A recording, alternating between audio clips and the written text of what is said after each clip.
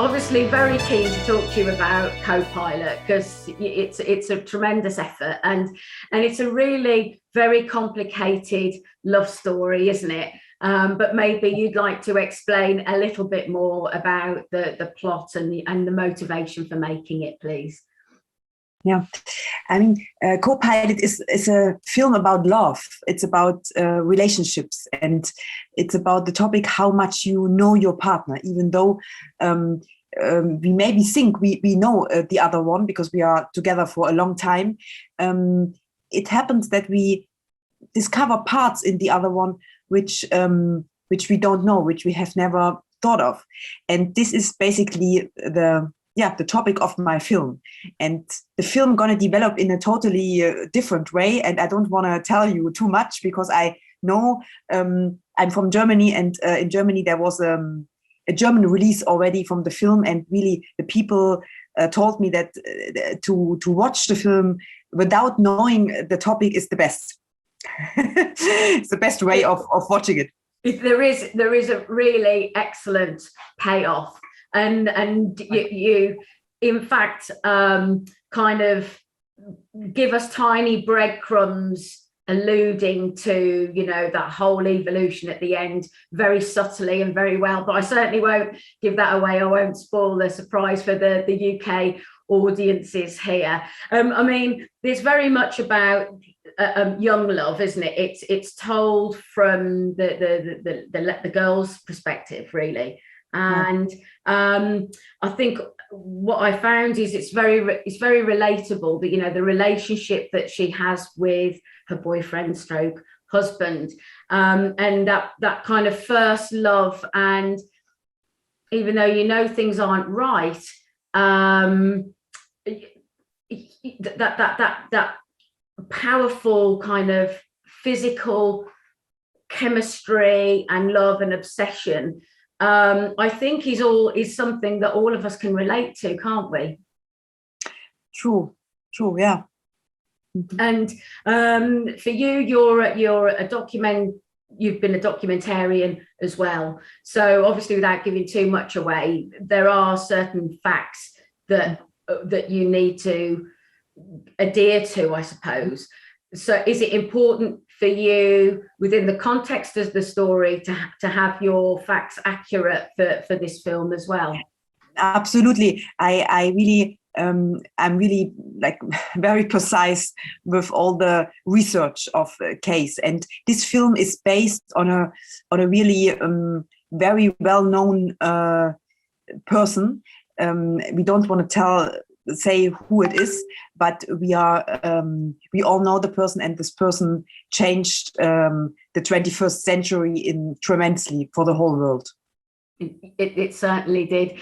And can you speak a little bit about Canon, because she's such an incredible actress, and there's this kind of whole inner life that she's showing. She's kind of brooding. Sometimes there's a stillness within her performance, but it also kind of speaks volumes, doesn't it? Right.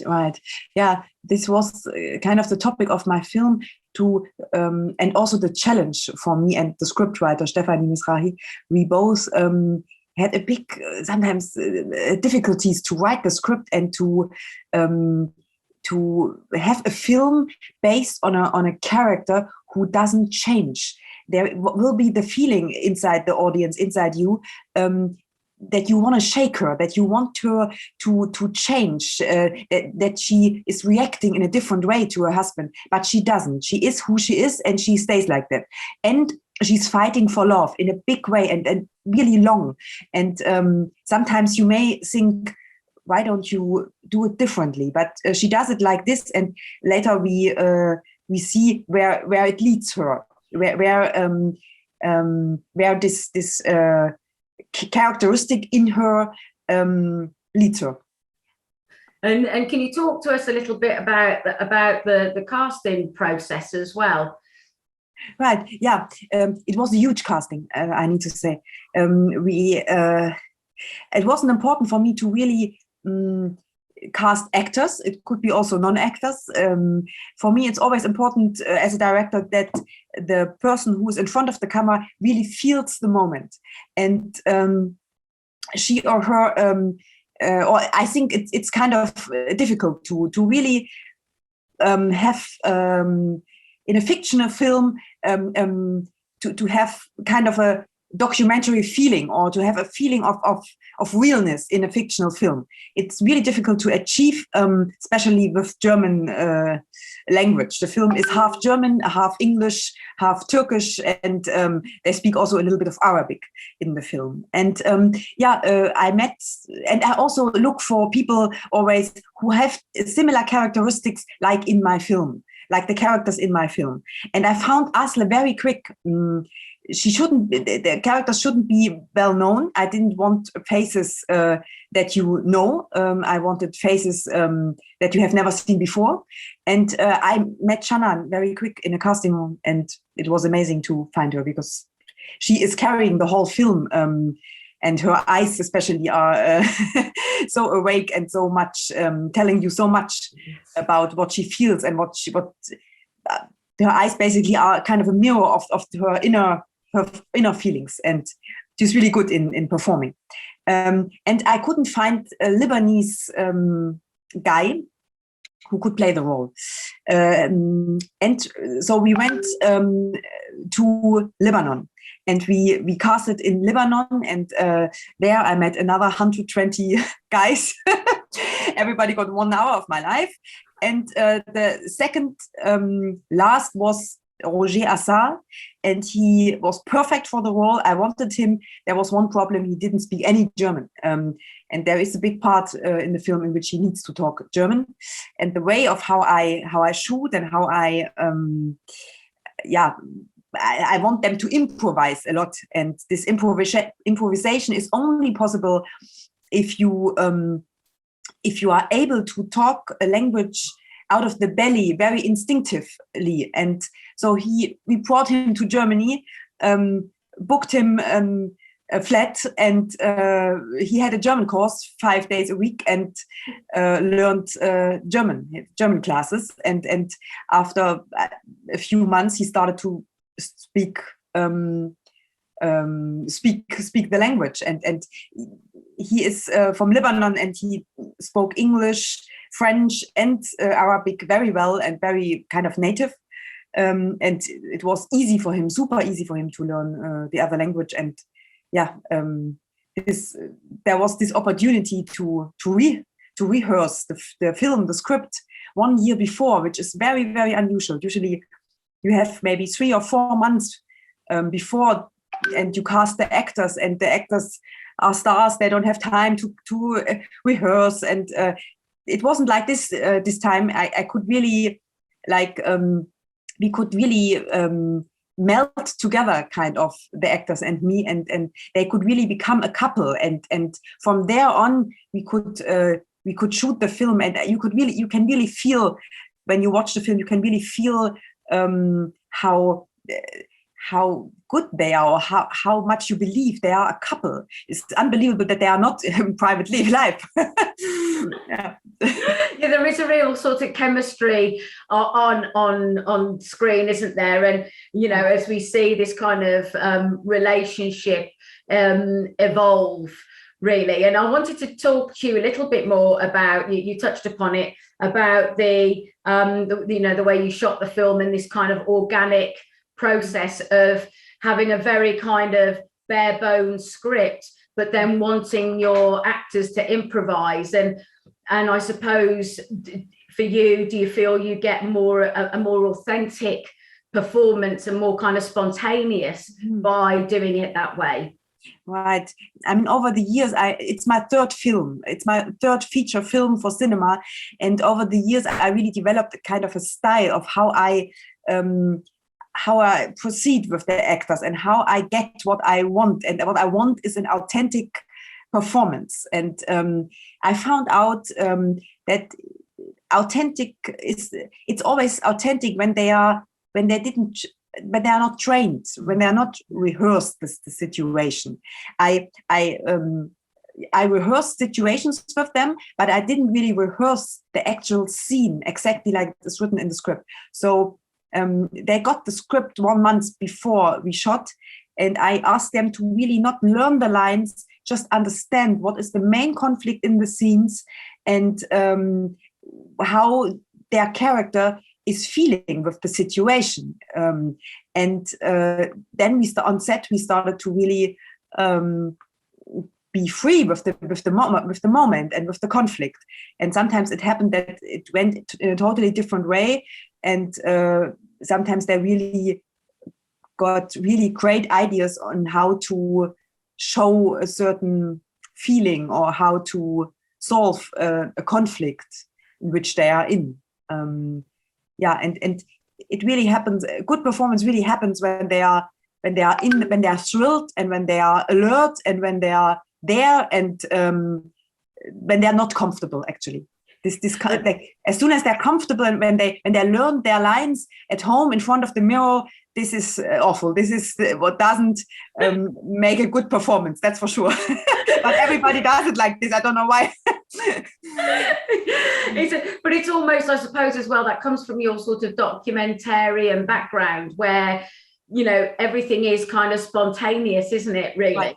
And for you, kind of watching these actors breathing life into what you're wanting, it must be really exciting, almost like theatre, you know, that kind of really live performance. Right. It's sometimes even it's a bit difficult that they forget the script, or that they forget what I have written. And some actors are very, like, they can't believe that I tell them, I wrote the script for 1.5 years, but now you are allowed to destroy it.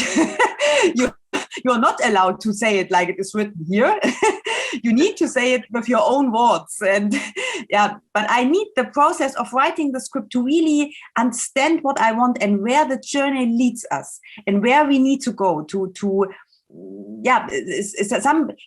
some improvisation I can't use later in because it doesn't make sense for the long run, for the long arc the film gonna have. But I always give them the feeling of everything is allowed. You can do whatever you want here. Like, surprise me. Play. Play, exactly. And the film is told in a almost like chapters over the period of 5 years. Why sort of telling the film episodically like that? You felt that it was the best way to tell the story.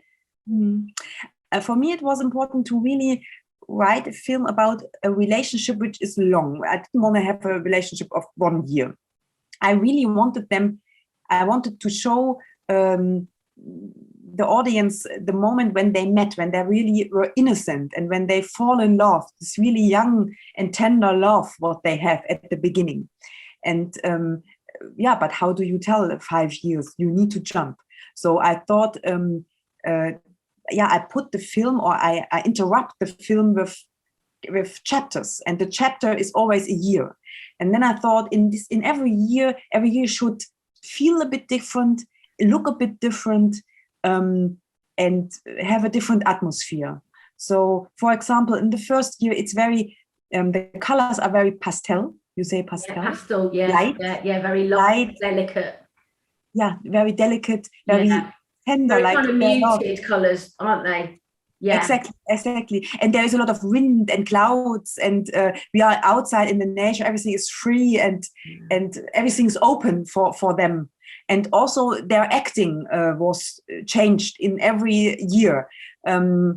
Because we shot unchronologically, they really needed to know where they are and what happened before and what's going to happen later. And also the colors we chose, or the patterns, or the season. Actually, in year 2, they are the relationship is already for a year. They are together for a year, and it's cold, and they wear big jackets, and they are like hats, and you can't see the faces because they're comfortable in their relationship. So I thought I put a lot on and make them cozy and they're like comfortable with each other. It kind of echoes that, yeah. Exactly. And it's the second year starts with they are in a telephone cell. Maybe some people remember. Yes, yeah. We call them telephone boxes, yeah. The telephone box. The film takes place in the 90s, late 90s. And there were this very German yellow telephone boxes in which really small space, and they put they are together in the small box, and they call the parents of him. And and so every year is really, and also the look of the faces and all of the, for example, for me it was super important to have him change his faces over the years. So he had 2 different beards, artificial beards, wigs, I think 3 wigs and 2 natural haircuts. So because we were shooting unchronologically, we needed to always change every day sometimes. And it's amazing work. The makeup artist really did very well, because you really believe it's real. You don't see it. And, but this, I wanted him to change a lot, because he is the character who also his inner opinions are going to change tremendously in the film. And so also I wanted him to change outside. And for her, she is my main character, and we see everything from her perspective, through her eyes. She doesn't change so much. She wants the old relationship. She wants to keep on holding things, but we all know the world is changing every minute. It certainly is. And I imagine then it was probably an exciting film for your director of photography to be involved with, because he would be working with different color palettes and lighting, and to change the mood and the atmosphere of each kind of chapter of the story. Absolutely, yeah.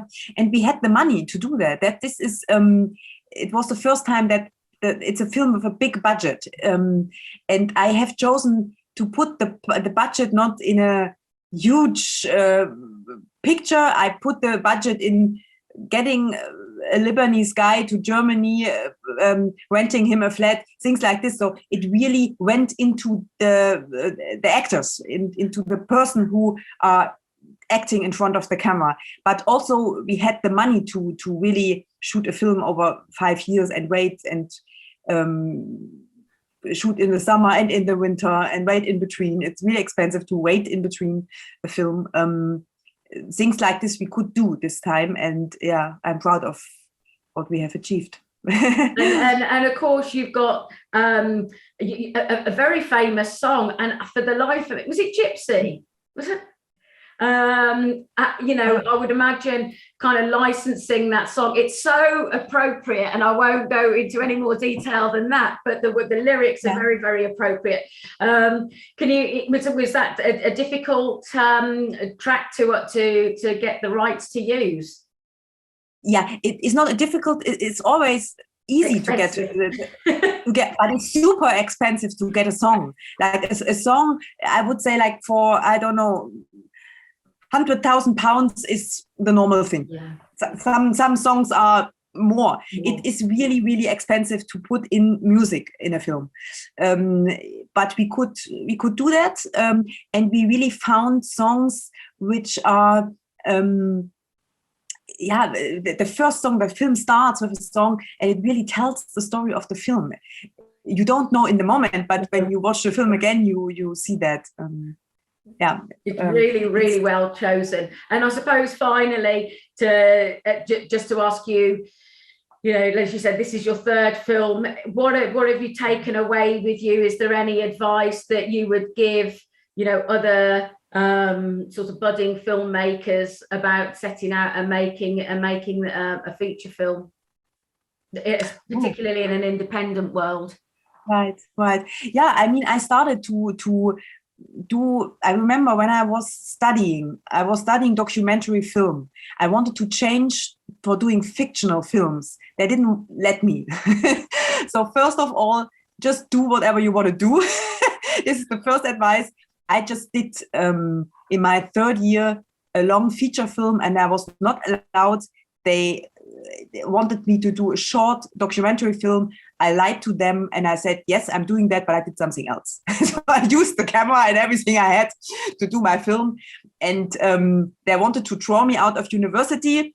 I was editing the film and sent it to Berlin Film Festival, and the film went in the Perspective German Cinema. This is the lowest section of the film festival, but it was amazing to have a film in the third year of my studies in that. And I knew, okay, I'm going to be a director now. It is happening. And it was winning the section of the Berlinale. And I distributed the film in Germany and a few other countries. It was a cinema film already. So, and the film was, I made the film with 7,000 euros. So, and because I focused on what I wanted to, what I wanted to do. And I think to focus on the actors and on the acting and on the story of the film, for me, it was the best way, because I didn't spend any money for anything else. It was just 2 actors, a crew of 4 people, and that's it. So makeup, costume, and set design was 1 person. And it was really simple. And now I have a crew of 100 people sometimes. Sometimes I think, why are they all here? And I think this is maybe, for me, it was the right way to do it like this. It depends what kind of films you want to do, I need to say. But I think to really focus on one thing you really want to achieve and put all the money in only one thing is the best, and is a way of making a first film.